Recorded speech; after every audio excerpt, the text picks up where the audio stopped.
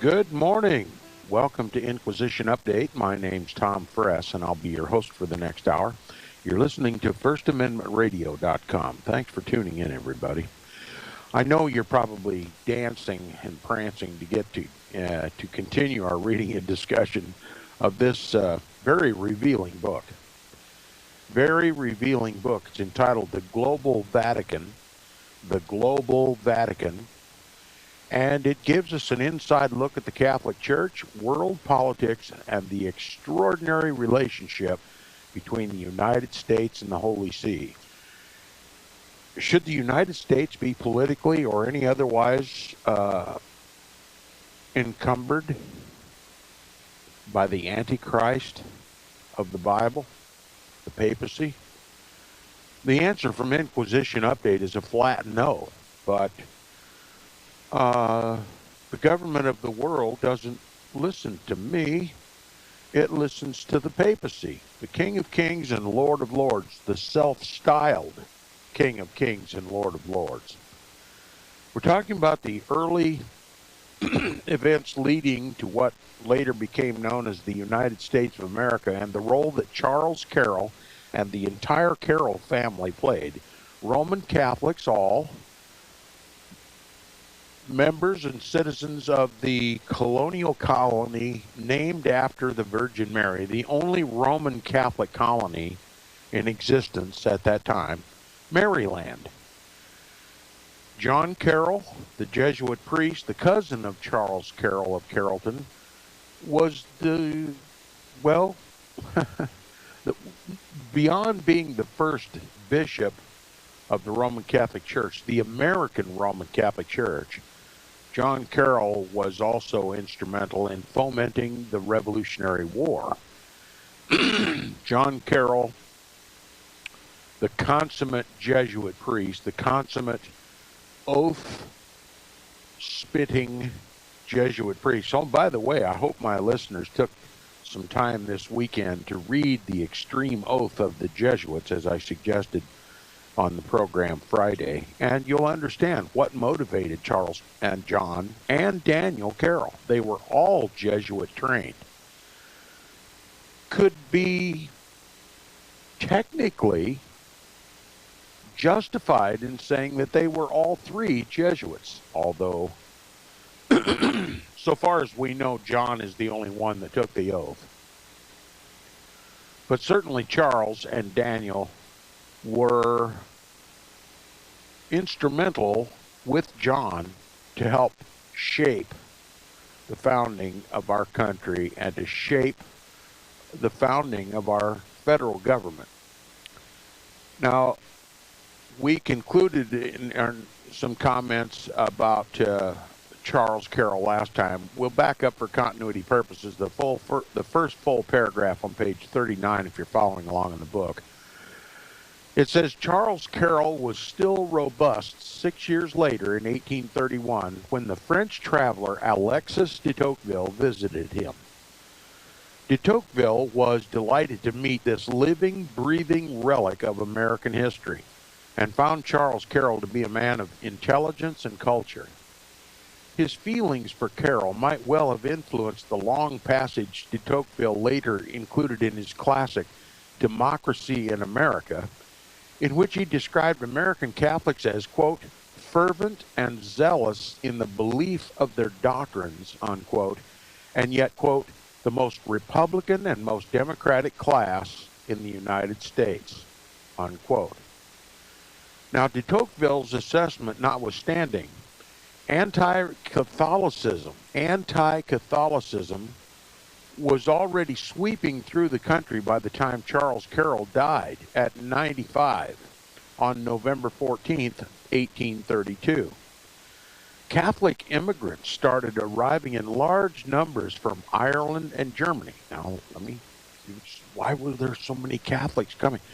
Because there was an unholy alliance between the papacy, the Jesuits, and the monarchical families, the monarchs of Europe, who had been basically unseated by both the Protestant Reformation and the French Revolution. They had lost their control. And it was due largely to the example set by America. Democracy. The people govern. And they decided that it was important for their survival and the continuation of the old world order, or the restoration of the old world order, where the Pope ruled and the monarchs ruled and benefited from their relationship with the papacy, that they worked to make America Catholic and to overthrow Protestantism, because it was Protestantism that liberated the people. So they set about a plan, a multifaceted plan, to Catholicize the United States of America. And immigration was one of their great hopes. that every Irishman or every German who was Roman Catholic, no matter his position in life, whether he be a criminal or a baker or a banker, they could come to this country and have an equal vote with Protestants. So it was necessary for the Roman Catholic Church and the monarchies to, well, support the immigration of Roman Catholics. Because in America, they had equal voice with Protestants. Now, it became recognized in the United States that Catholics were flooding into the country, and suspicions naturally rose. You know, the greatest of all evils to be feared, Roman Catholicism, popery. Every Roman Catholic to a Protestant representative of the Pope, and an overthrow of our democratic government and a return to monarchism, popery. So there was much said and written and preached from the Protestant pulpits of this country. He says, to nativists, that is, native colonists, these immigrants, Roman Catholics, seemed alien and menacing, soldiers on the front lines of an obedient papal army that intended to conquer America. Such sentiments were fanned by groups like the American Tract Society, founded in 1825, which published anti-Catholic pamphlets. Several popular and scurrilous books published in the 1830s, including 6 Months in a Convent and Awful Disclosures of the Hotel Dieu Nunnery in Montreal, all fueled to the fire, okay? Added fuel to the fire. Now, I haven't read either one of those books here on Inquisition Update, but the gist is that these nunneries and convents of the Roman Catholic Church were nothing but brothels for the popes and the priests, and money raisers, laundries, and one thing and another. So they were houses of corruption, and they became corrupt because, number one, they serve a corrupt system to start with. Celibate priests mixing with nuns, cloistered nuns, where cops and police are not allowed to enter because they're asylums for the papacy. They're sacrosanct. The threshold of a nunnery cannot be breached by the civil power without the Pope's permission. Okay, so you can think of each one as an embassy, closed walls. What goes on inside is not known to the outside world. And we have many legitimate, now this author calls these illegitimate works, but there are many, many legitimate exposés of what goes on in these nunneries written by Roman Catholics themselves. So the assertions made in these books, while they may or may not be fictitious, were certainly representative of the overwhelming evidence coming out of the nunneries and the monasteries of the Roman Catholic Church. So the author can argue all he wants, but the truth is well, irrefutable. Now, more damaging than the pamphlets and books were the preachers who spewed anti-Catholic rhetoric. Perhaps the most famous and egregious of these was Lyman Beecher. Lyman Beecher, a fiery New England Calvinist who moved his family to Cincinnati, Ohio in 1832, the same year Charles Carroll passed away in Maryland. Beecher was already well known by the time he moved west.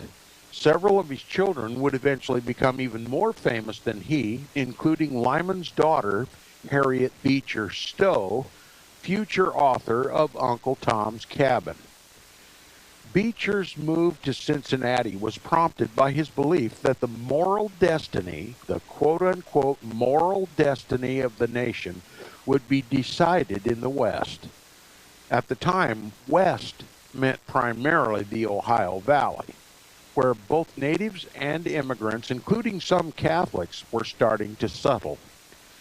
The future of America must be saved from Catholics and infidels, preached Beecher. His 21-year-old son, Henry Ward Beecher, who later became famous, then infamous as a Brooklyn minister, warned in a Cincinnati newspaper that the Pope was intentionally sending Catholics to America to extend his power. And he was absolutely correct. He says the younger Beecher admonished native-born Protestants to, quote, arouse themselves and shake off the drowsy stupor that has long blinded their eyes to the fact that Catholics are assuming a stand prejudicial to the liberties of our country, unquote. How are Catholics naturally prejudicial against the liberties of our country? Because they serve first and foremost the papacy. And in popery, the people have no liberty. They must believe and do as the church says. The Pope is King of Kings and Lord of Lords over their lives. And a country is not is only a de facto government. A country's government is a de facto government unless it has, well, the Pope's best interests at heart. It has to have close political and spiritual ties to the Vatican in order to be considered a de jure government. All right? So, Catholics flooding into the country, trying to Catholicize, sounds like a conspiracy theory, right? No, it was conspiracy. Fact. Catholics, by the hundreds of thousands, were flooding into this country. So much so that it aroused the suspicion of Protestants. Now, we're all taught to believe those days are long gone. People move freely about the world. But look, we're having trouble closing that border with the South. Okay? Texas, Arizona, California, New Mexico, all of them. They're complaining. People flooding into the country. They're illegal. In a time of war, it would be called an invasion. But see, we're conditioned by the mainstream media to just call it illegal immigration. Okay? If the Ruskies ever come, I wonder if they'll call that an illegal immigration. See, American people are led around by their noses. Whatever terms they use on the mainstream media, we use it. Okay? And it conditions our brains. And we've repeated the mantra so many times that we can't look at the flood of Roman Catholics coming across the Mexican border and think anything having to do with religion. Why, it's illegal immigration. You might start by recognizing it as an invasion, okay? And from that point, then maybe you can, by leaps and bounds, you might be able to come to the reasonable conclusion, the historical conclusion, the factual conclusion, and I say even the prophetic conclusion that it is all about religion. It's all about making America Catholic. And it's couched in all these other terms to cover that very important secret. Rome's never changed. if she's going to make America Catholic, she has to beat the Protestants in the polls and elect Catholics to high office. Catholics who will pass laws commensurate with Roman Catholic canon law, and to eventually enslave the people to the government, and the government then serves the papacy and rules with a rod of Roman iron. It's not difficult to conceive because it's happened repeatedly all over the world since the rise of the papacy. But since that history has been hidden from Protestants, they no longer suspect anything having to do with religion through immigration. The Protestants knew who the Antichrist was, the papacy. And if the papacy is behind the flood of Roman Catholics coming to this country, well, it's not rocket science, is what I'm trying to say. Now, this author and many other Roman Catholic critics that I've heard from time to time suggest that this is all conspiracy theory, that this is the age-old Protestant mantra. The Pope's trying to take over America. Roman Catholics are not citizens of the American government. They're citizens of Rome. And they're commissioned by the Pope to help make America Catholic. But since liberty is the first thing to go when the Catholics get control of the government, then we simply have to ask ourselves, are we losing our liberties? Do the people still have a say in government? Do you get redress from grievances by the government? Do you have freedom to travel?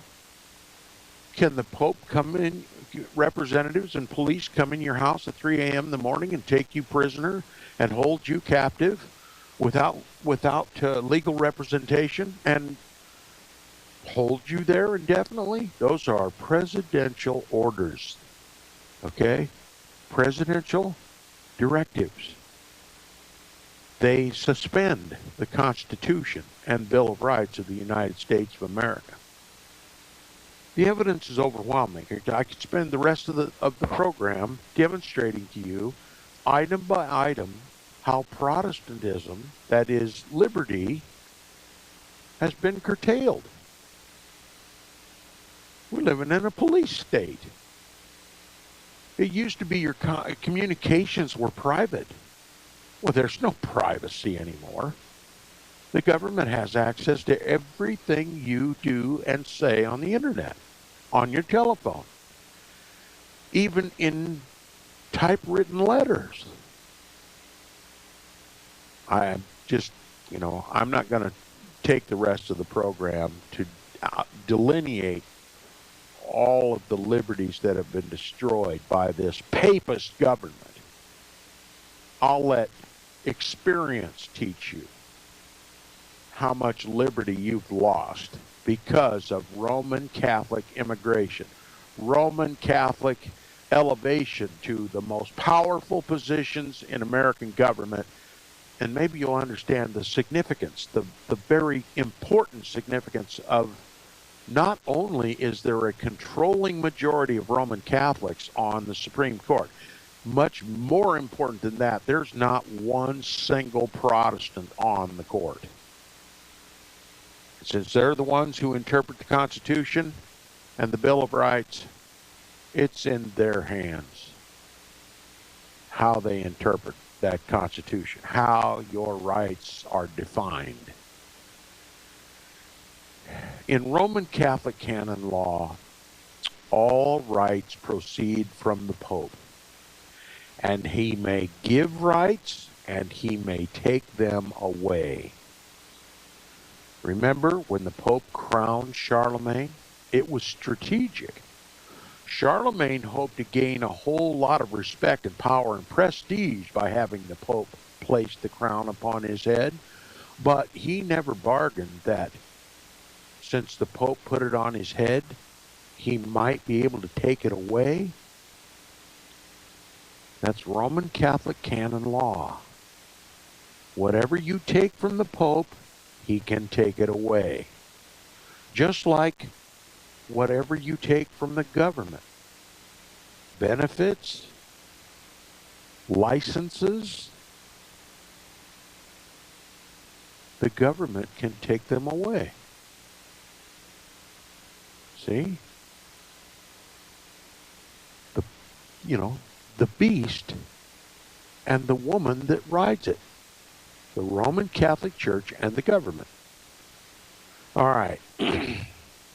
Chapter 4 of the book is entitled Pio Nono and the Turning Point. Pio Nono is Latin for Pius IX. Pope Pius IX. It begins with a quote from E.E.Y. Hales. It says, if with Shakespeare we were to choose for our title the suffering tragic hero, then the middle of the century would be called the age of Pio Nono. Okay, one of the most powerful popes in history, one of the Jesuit popes. This one was Jesuit trained. So this is going to be an interesting chapter in the book. The man known to the world as Pio Nono arrived in Rome in the late spring of 1846 on a current of optimism. Optimism, because when you're at the bottom, you've got no place to look but up, right?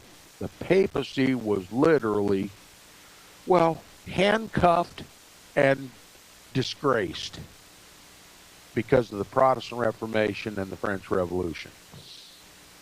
Now, he says, since the death of Pope Pius VII in 1823, the papacy had been filled by popes who ruled the church and its terrestrial domains, with iron-fisted orthodoxy. Kind of reminds you of a prophecy in Daniel about the 2 iron legs. Yep, that's it. Now, each of the popes, Leo XII, Pius VIII, and Gregory XVI, had lived through the terrible years of French Revolution and the indignities of Napoleon. As a result, their reflexive response was to reject anything hinting of liberty or reform.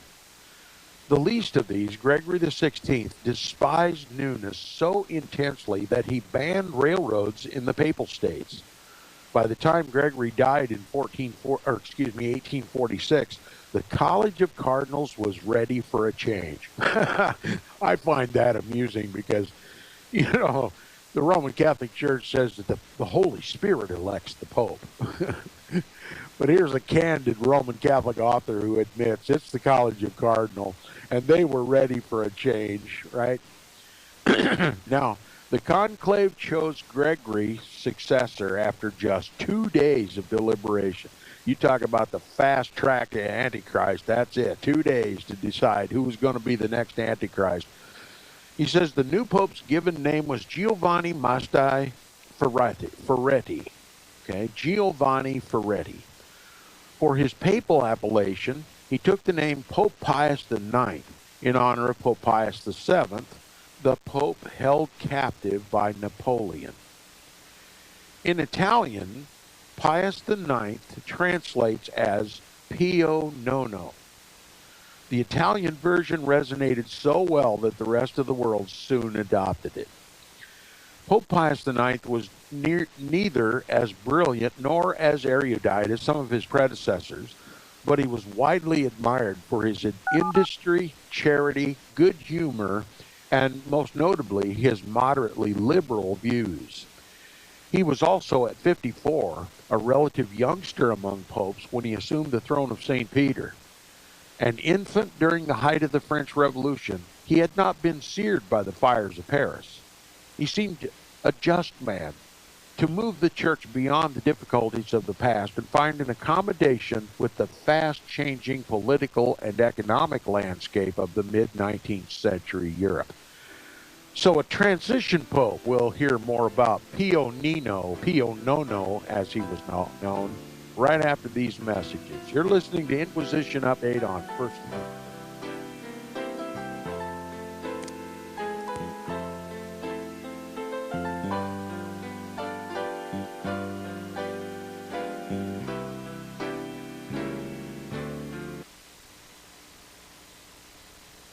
You're listening to FirstAmendmentRadio.com worldwide. Freedom is never free. We need your support today at FirstAmendmentRadio.com.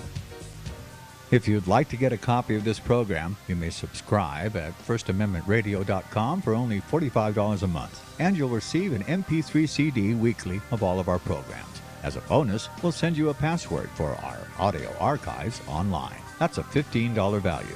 Or you may request any month of any program on one MP3 CD for a minimum donation of only $25, or any single program on tape, MP3 CD, or CD for only $15.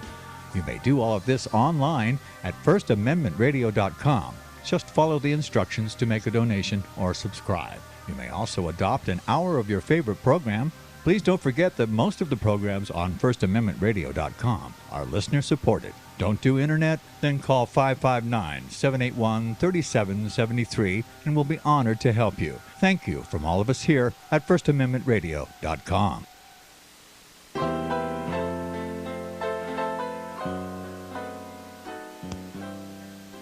Welcome back from the break. You're listening to the second half hour of Inquisition Update.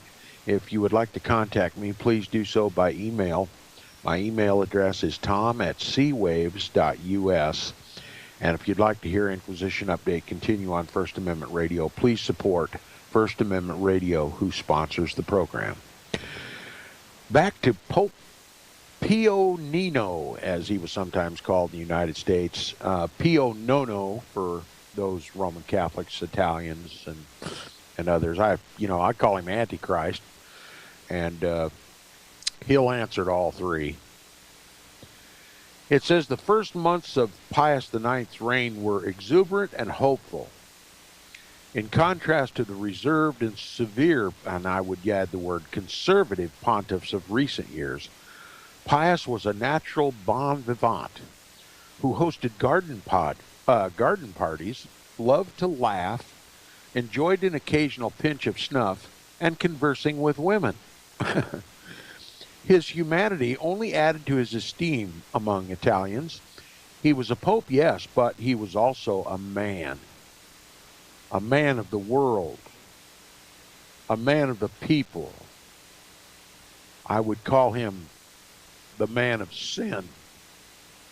The man of sin, the son of perdition, the one who deceiveth the whole world. The papacy is nothing but what the people grant him. He has no authority whatsoever from God. His power comes from Satan. He is on this earth to tempt and to try God's people. Will you pass the test?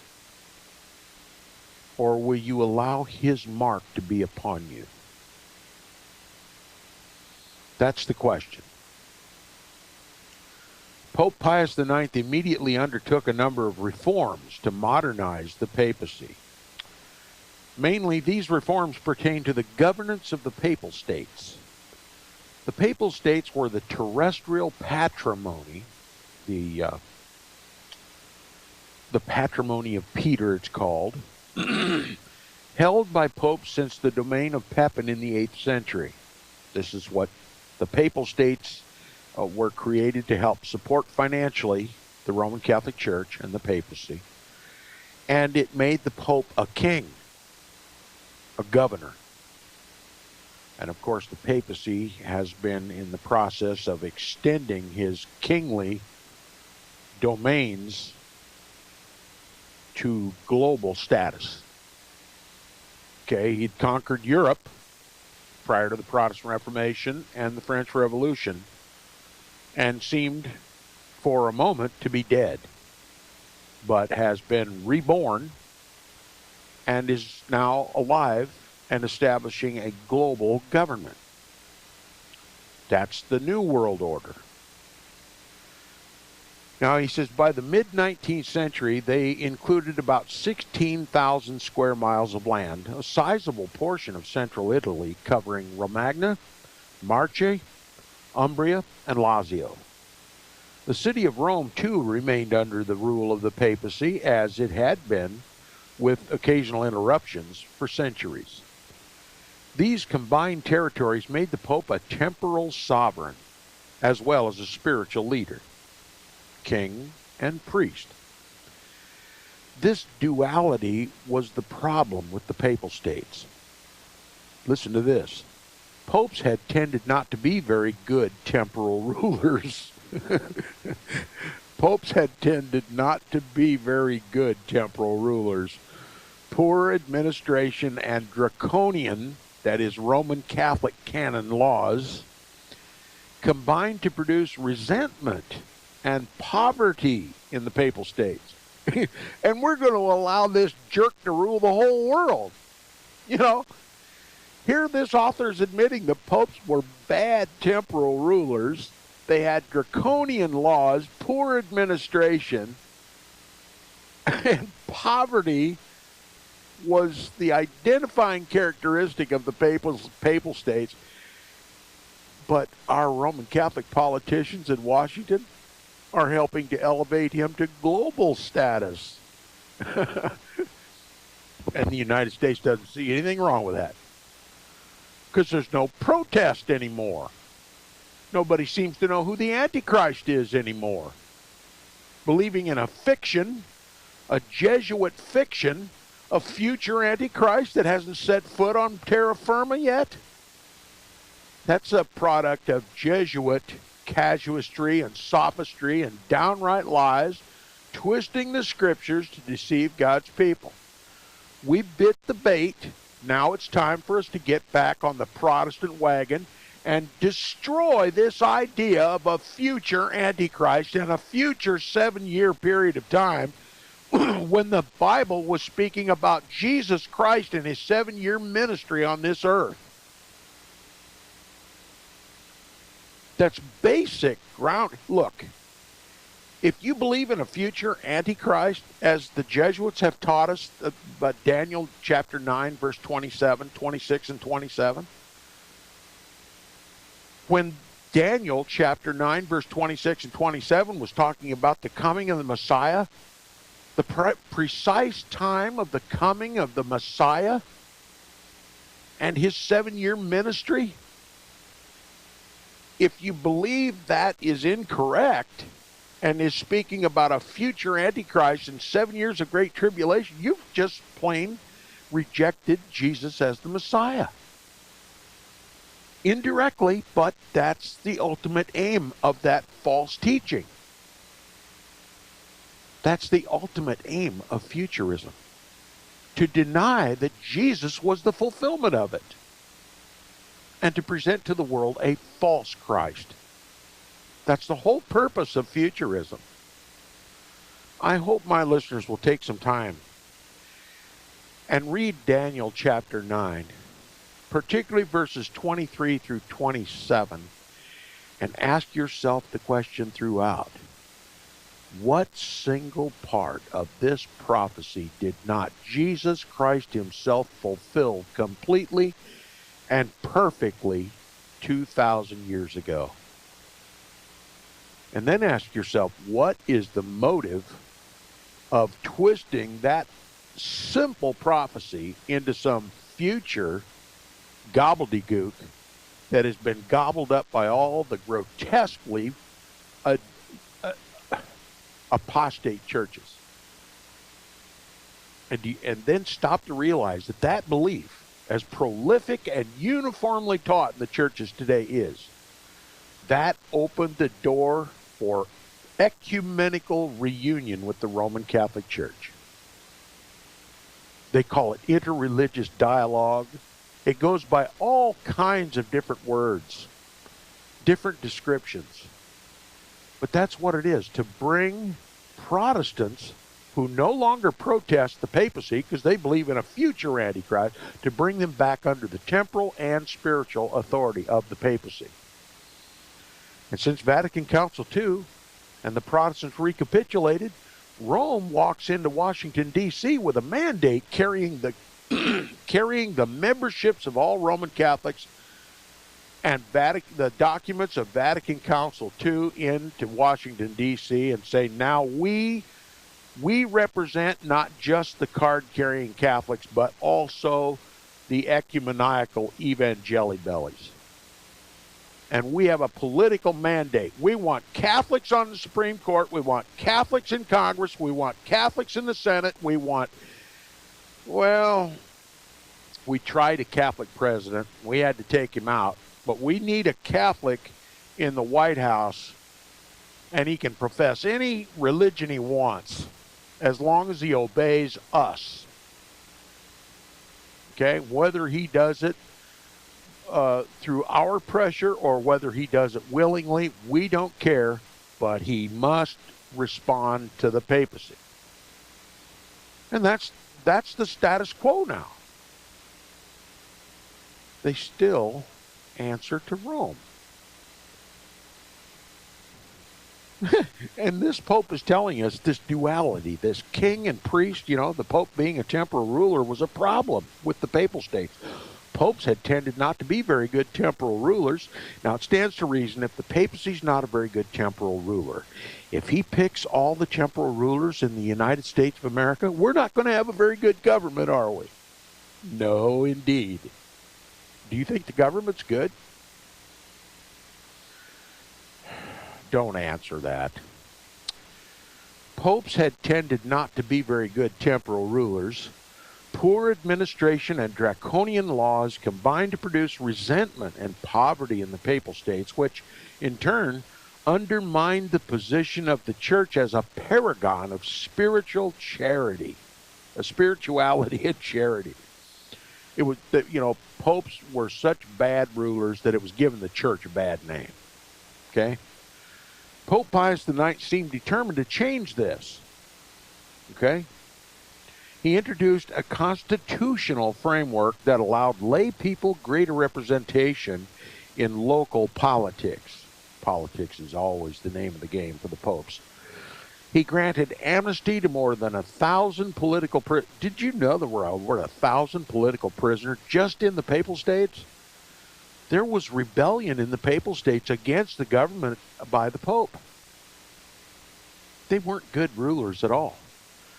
He says he relaxed restrictions on the press and ended some obnoxious burdens imposed on Roman Jews and by previous popes, such as exclusion to walled ghettos. There's the liberty that the Roman Catholic Church loves to talk about.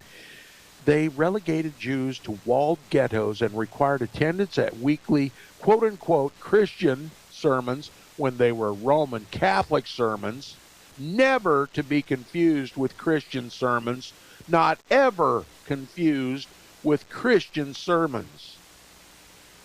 Okay? Jews had a choice. You either get baptized in the Roman Catholic Church or you go to the ghetto. So much liberty, see? The Roman Catholic Church has a doctrine that since the Jews killed Christ, they're Christ killers. And they've been replaced in the world. God has replaced them. With whom? Why, the Pope, of course, and the Roman Catholic Church.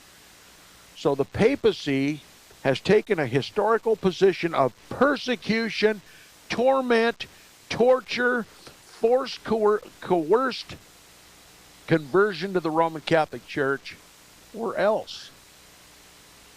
That has always been the position of the Roman Catholic Church. It's still the position of the Roman Catholic Church. And you can think of the modern nation state of Israel as a giant ghetto for the Jews. That's why there's no peace in Israel. That's why there'll not be any peace in Israel until the Prince of Peace comes. Okay? There's not going to be any peace for the Jews. There was never intended to be peace for the Jews. Israel was created by the Vatican. Israel was occupied by Jews because of Roman Catholic persecution in Europe. The very persecution this author admits. That's why they live in Israel. It's intolerable to live anywhere else. And the Pope has a plan. The papacy has a plan commensurate with its replacement theology.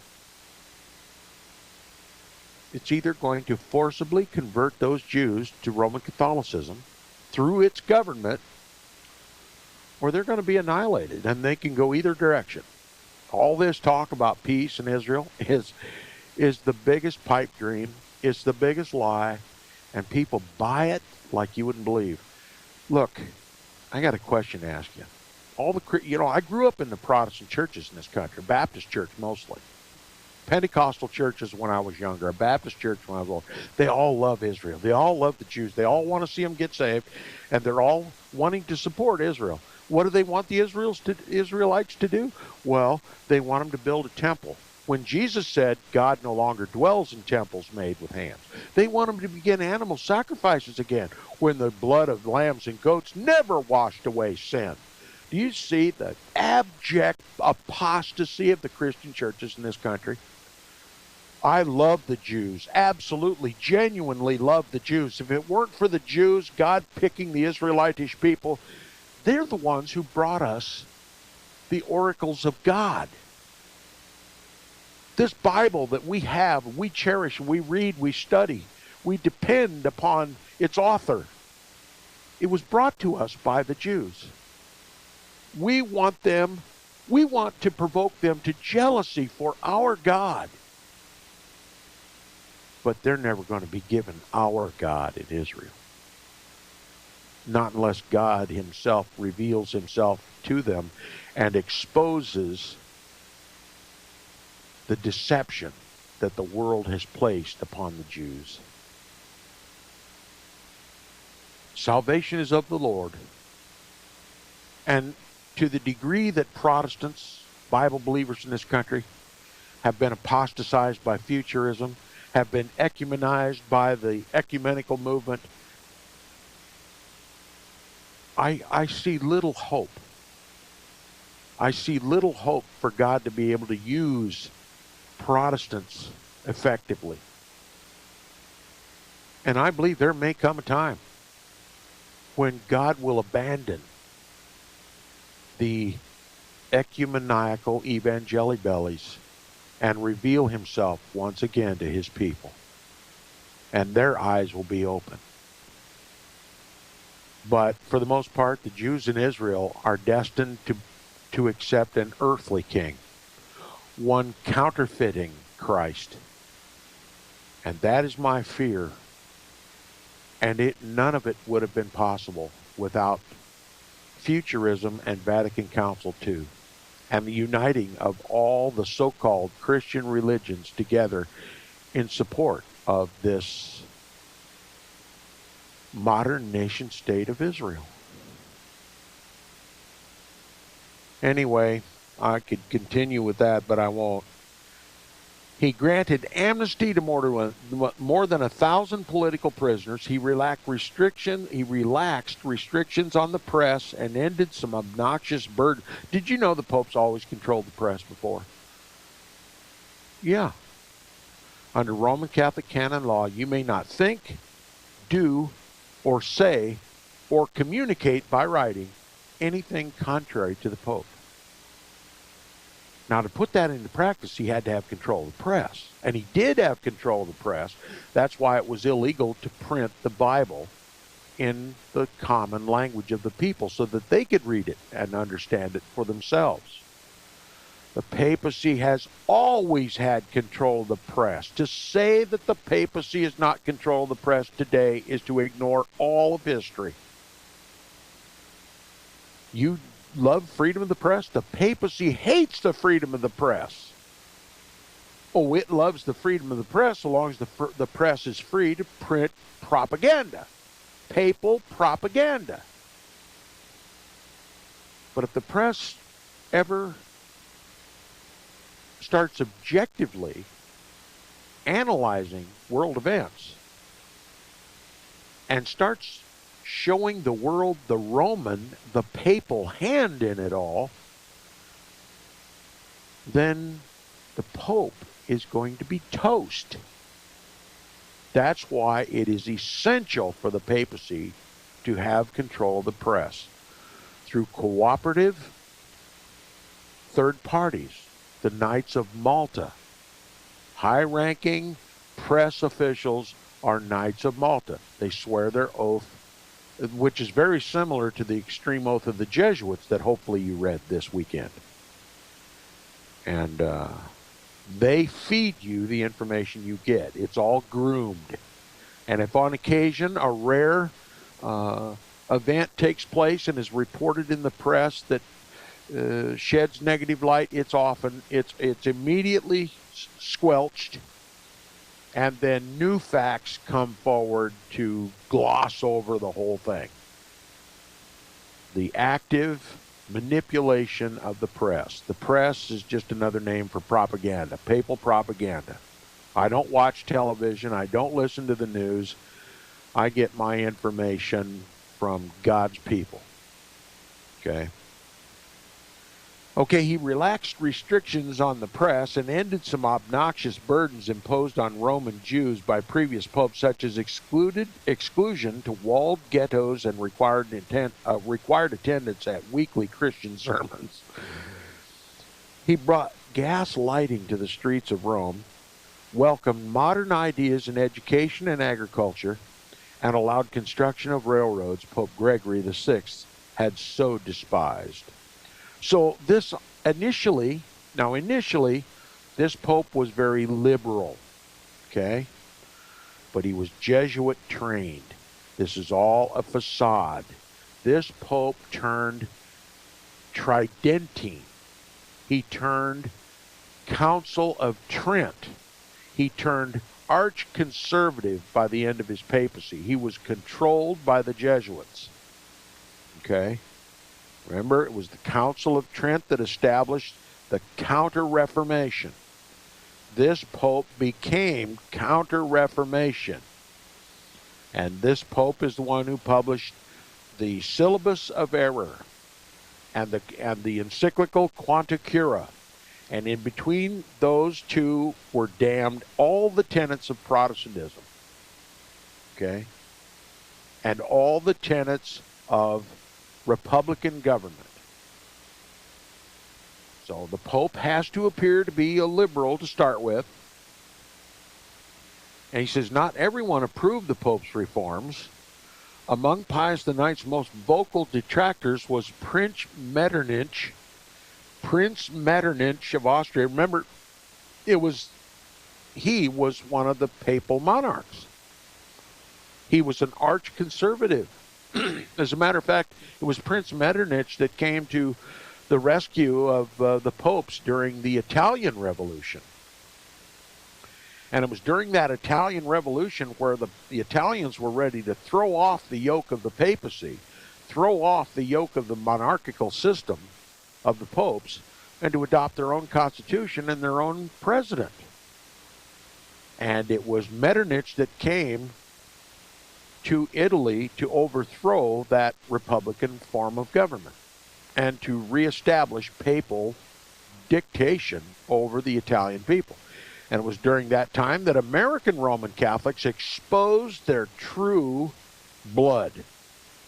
American Roman Catholics, especially in the big cities of the East, organized campaigns to help finance the papal resistance against the republican form of government in Italy. They demanded that it was the heritage of the popes, the patrimony of Peter, for him to be able to rule all of Italy. And of course, when American Roman Catholics who stand up powerfully and organize campaigns to help finance Metternich's army and to help establish papal authority, reestablish papal authority in Italy, and to overthrow the popularly elected government of Italy, Protestant eyes were awakened. Protestants saw this and knew exactly. Look, if they will help to restore papal monarchism, popery over the Italians, surely, if given an opportunity, they would impose papal tyranny upon Americans. And so they outed themselves, ignorantly outed themselves to American Protestants. Protestants who may formally have believed that Catholics were good American patriots. They were loyal to our government, they fought the Revolutionary War, and they were not to be suspected. But when they saw the organized activities of Roman Catholics in this country defending the Pope and defending his tyranny in Italy, well, then Protestantism was revived in the United States. He says not everyone approved of Pope Pius IX's reforms. Among them were vocal detractors was Prince Metternich, the arch-conservative foreign minister of the Austrian Empire and architect of post-Napoleon Europe. Architect of post-Napoleon. Napoleon could be marked by irreligion, okay? Anarchy, humanism, all of it. And Prince Metternich was going to restore papal monarchism. That was his goal. Okay. Among Pius IX's most vocal detractors was Prince Metternich, the arch-conservative foreign minister of the Austrian Empire and architect of post-Napoleon Europe, who dismissed the Pope as, quote, warm of heart and weak of intellect, unquote. Heck of a way to talk about his own Pope, isn't it? Warm of heart, weak of intellect. It's as though God wasn't smart enough to put a smart man in the papacy, right? See how much they really venerate the popes. Roman Catholics, as a rule, they pay deference to the papacy, but whenever there's a direct relationship, they loathe the popes. It says, to Metternich, a liberal pope was an oxymoron, destined to fall upon his own contradictions. For the moment, though, the popular reaction remained mostly adulatory, not only in Italy, but of all Europe. Pius IX was praised as a hero of reform at a moment when social and economic revolutions were occurring throughout the world. The United States was not immune to the excitement surrounding the new pope.